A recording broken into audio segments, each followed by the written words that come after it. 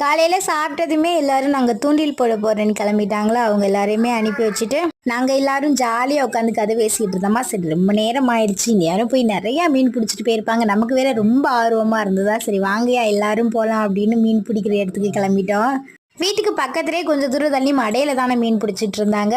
வலையே கிடைக்கல அப்படின்னு கொசு வலையை வச்சு தான் மீன் பிடிச்சாங்க. நல்லா பெரிய தேலி மீன் மாட்டுச்சு. இந்த மீன் எங்கள் ஊர் சைடு யாருமே சாப்பிட மாட்டோம். அதை தூக்கி கீழே போட்டுட்டு ஒரு டிஃப்ரெண்டான மீன் ஒன்று மாட்டுச்சு. அது பேர் என்னமோ அண்ணா சொன்னாங்க, ஆனால் எனக்கு பேர் மறந்து போச்சு. நல்லா குட்டி குட்டியாக நிறைய மீன் இருந்தது. ரொம்ப நேரமாக மீன் பிடிச்சிட்டு இருந்தாங்க. நாங்கள் எல்லாரும் சரி வந்ததுக்கு வாங்க இங்கேயே மீனை க்ளீன் பண்ண ஸ்டார்ட் பண்ணிடலாம் அப்படின்னு உட்காந்துட்டோம். எல்லாரும் வாங்க இதுக்கு மேலே ரோட்டில் உட்காந்தா நல்லா இருக்காது, வீட்டுக்கே போயிடலாம் அப்படின்னு கூட்டிகிட்டு வந்துட்டாங்க. இன்னைக்கு அண்ணனும் தங்கச்சி சேர்த்து மீன் குழம்பு வச்சுட்டு இருந்தாங்க. நம்ம அப்படியே லைட்டாக ஃப்ரெஷ் ஆகிட்டு சாப்பிட வந்தாச்சு.